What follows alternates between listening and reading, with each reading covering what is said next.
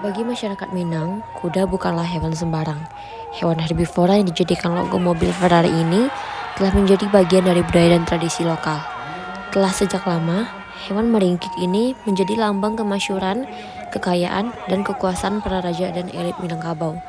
Tak heran, hingga saat ini kuda-kuda pacuan banyak dimiliki oleh pejabat-pejabat lokal. Di tanah Minang, pacuan kuda digelar setiap tahun, menjadi ajang tontonan yang menyedot perhatian publik. Sebagai tradisi, pacu kuda memiliki sejarah panjang dan telah mengalami berbagai pergeseran. Seabad yang lalu, pacuan kuda dimanfaatkan sebagai hiburan sekaligus ajang mencari menantu oleh raja-raja Minangkabau.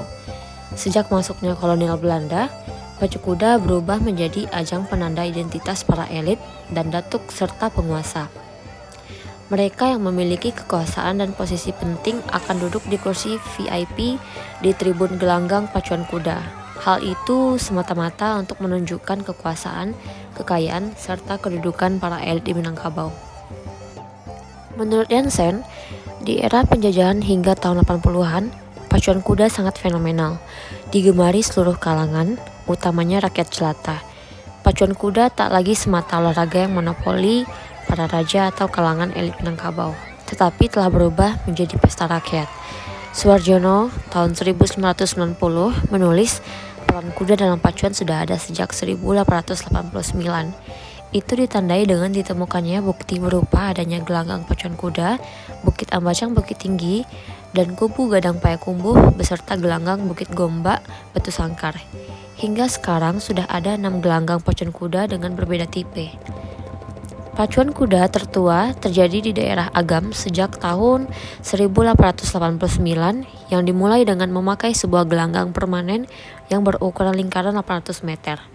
Kemudian 3 buah gelanggang lainnya yakni Kubu Gadang di Payakumbuh dengan panjang lintasan 900 meter, Bukit Gombak di Batu Sangkar dengan panjang lintasan 800 meter, dan gelanggang Bancap Laweh di Padang Panjang dengan panjang lintasan 500 meter.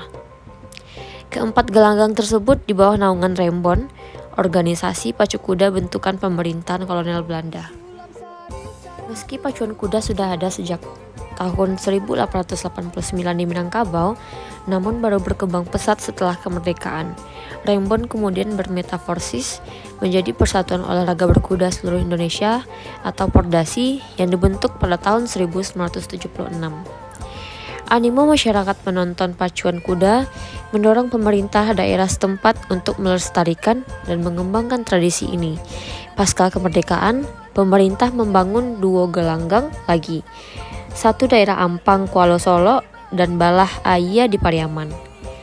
Peran Pordasi Sumatera Barat sukses melambungkan pacuan kuda dari sekedar hiburan lokal menjadi olahraga berskala nasional. Bahkan pada tahun 1990, Pordasi Sumatera Barat berhasil memecahkan rekor nasional di bidang pacuan kuda. Tercatat hingga 2005, kontingen Sumatera Barat telah 6 kali menjuarai pacuan kuda tingkat nasional dan beberapa kali memecahkan rekor tak terkalahkan. Daya tarik pacu kuda benar-benar memikat seluruh elemen masyarakat, mulai dari para elit, pedagang, hingga rakyat jelata. Setiap kali perhelatan tradisi pacu kuda digelar, antusias warga untuk menyaksikannya seakan tak terbendung. Masyarakat begitu berhasrat untuk bisa menontonnya. Sampai-sampai beberapa bulan sebelum perhelatan digelar, rakyat kelas bawah rela menabung semata agar bisa membeli tiket nonton pacuan kuda ini. Saking fenomenalnya pacu kuda, para pedagang memanfaatkannya untuk mendulang pundi-pundi rupiah sebagai puncak keramaian. Pacuan kuda pun kerap diselingi dengan hiburan dan pasar malam. Sayangnya, sejak tahun 1990-an, kepopuleran pacu kuda merosot. Tradisi pacu kuda perlahan kehilangan daya tariknya. Beberapa tahun, pacu kuda mendadak tidak lagi digelar. Ringkik kuda pacu perlahan tinggal sayup-sayup. Tradisi pacu kuda sempat vakum sejak tahun 2009 dan baru dihidupkan kembali pada tahun 2014. Kevakuman itu diduga karena menguatnya pragmatisme masyarakat dan meluasnya pendapat kalangan agamais yang menuding pacu kuda sebagai pemicu perjudian.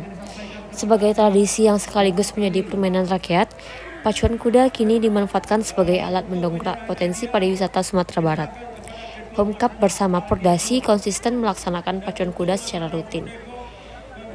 Sebagai permainan masyarakat Minangkabau yang berubah menjadi olahraga nasional dan memiliki akar sejarah panjang, tradisi pacu kuda telah menjadi bagian tak terpisahkan dari sejarah kebudayaan kita. Memelihara ringkih kuda di gelanggang pacu menjadi penanda identitas kekayaan keragaman kebudayaan masyarakat Nusantara. Berdirinya Pordasi Sumatera Barat yang diresmikan pada tahun 1976 membawa perubahan yang sangat signifikan terhadap perkembangan olahraga pacuan kuda di Sumatera Barat. Adanya peraturan tertentu yang mengikat seperti penggunaan starting gate untuk terciptanya sportivitas di kalangan penggemar pacuan kuda yang ada di Sumatera Barat.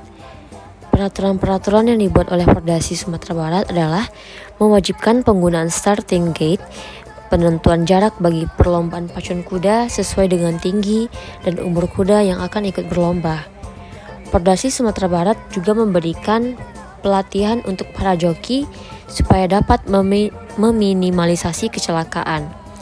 Pordasi Sumatera Barat juga berperan dalam mengirim joki-joki beserta kuda yang memiliki prestasi untuk diikutsertakan pada pacuan tingkat nasional yang diadakan di Gelanggang Pacuan Kuda Pulau Mas, Jakarta.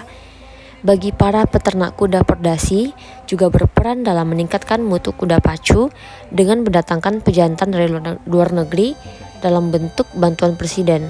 Secara umum, peranan Pordasi Sumatera Barat sangat bermanfaat bagi semua pihak yang punya kepentingan dengan olahraga pacuan kuda di daerah Sumatera Barat. Prestasi yang diraih oleh Sumatera Barat setelah bergabungnya dengan Pordasi Pusat sangat meningkat. Hal ini dibuktikan dengan beberapa kali menjuarai kelas derby Indonesia dan beberapa kali tampil sebagai juara umum pada Kejurnas Pacuan Kuda yang diadakan di Pulau Mas, Jakarta.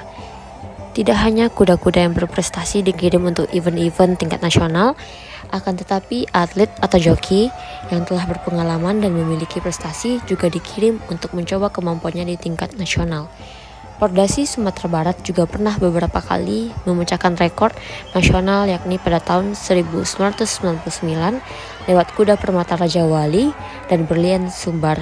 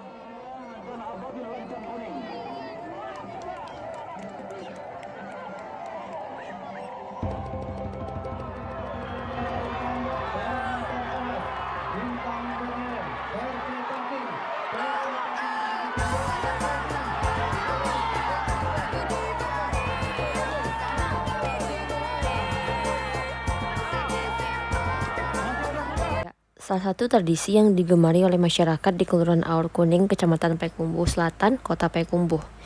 Tradisi ini menimbulkan semacam pembelajaran nilai-nilai budaya, contohnya nilai kejujuran, patriotisme, persaingan, harmonis, kerjasama, dan hiburan.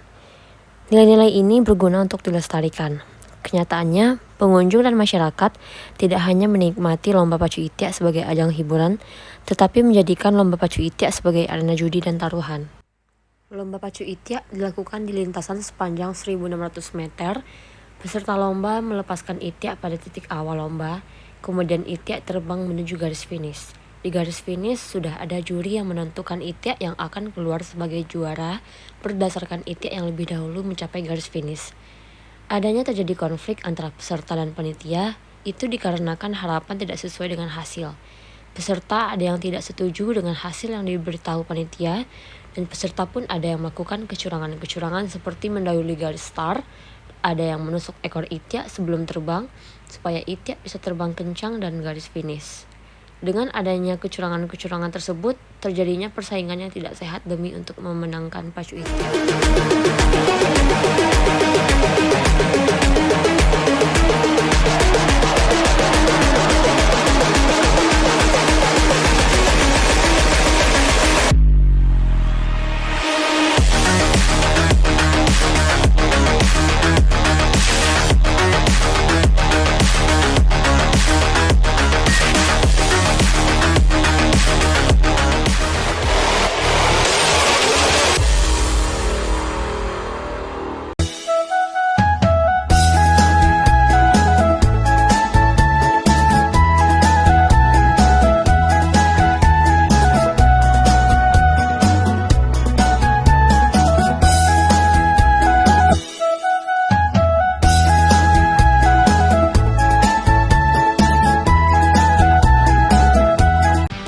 Permainan adu kerbau dilaksanakan sebagai bagian dari keramaian anak negari yang diselenggarakan secara periodik dan terencana. Adu kerbau merupakan suatu tradisi yang menawarkan hiburan tersendiri, meskipun tak sedikit masyarakat menilai permainan ini penuh kekerasan, sadis, dan sebagainya. Kerbau, bahasa Minang berarti kabau. Adu kabau atau adu kerbau merupakan permainan anak negari yang hanya bisa ditemukan di beberapa negari di Kecamatan 10 Koto, Kabupaten Tanah Datar.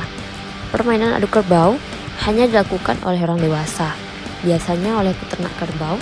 Adu kerbau hanya bisa dimainkan di lapangan yang luas, seukuran lapangan bola. Kerbau yang akan diadu haruslah kerbau yang telah lulus seleksi atau persiapan secara fisik, meski kerbau yang akan diadu pada dasarnya adalah kerbau yang digunakan untuk mengolah sawah, tapi akan mendapat perlakuan khusus dari pemiliknya menjelang diadu. Biasanya, kerbau yang diadu adalah kerbau jantan. Kerbau betina sangat jarang diikut sertakan. Adu kerbau tidak memperhatikan kelas atau berat badan kerbau. Semua kerbau akan diadu ketika si pemilik telah mendaftarkan kerbaunya. Pemilik kerbau yang telah mendaftar akan membawa kerbaunya ke tengah gelanggang untuk menghadapi kerbau yang telah ditentukan. Permainan yang mengandalkan naluri kekuatan kerbau ini dipandu oleh seorang wasit yang disebut juaro. Pemilik kerbau diberi kesempatan mendekati kerbaunya dengan maksud memberi semangat untuk bertarung. Selanjutnya, kerbau berdiri berhadap-hadapan dan saling mendorong menggunakan tanduknya. Seraya diiringi gemuruh sorak penonton, akhir pertarungan adu kerbau ini tidak terletak pada juara, akan tetapi ditentukan oleh kerbau itu sendiri. Artinya, kerbau yang kalah akan lari menjauh karena ketakutan. Biasanya kerbau yang berhasil menjadi juara harga jualnya akan berlipat ganda. Tak jarang juga memberikan kebanggaan pada pemilik serta hadiah yang telah ditentukan. Nasib adu kerbau sama halnya dengan adu balam. Tak jarang permainan anak negari ini diselipi oleh aksi negatif penonton. Sebut saja itu taruhan. Keriuhan suara penonton yang benar-benar terhibur karena permainan adu kerbau harus diracuni oleh penonton yang melakukan taruhan kecil-kecilan. Semoga permainan adu kerbau bisa menjadi ikon wisata tersendiri untuk Tanah Minang.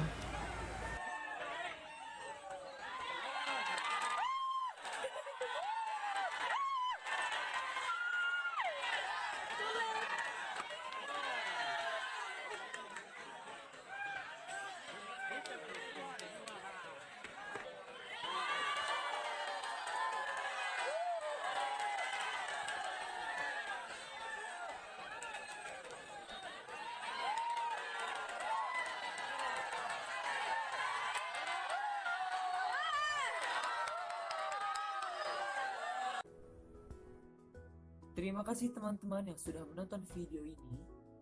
Jangan lupa klik tombol subscribe. Dan jika kalian suka video ini, angkat jempol kalian. And see you.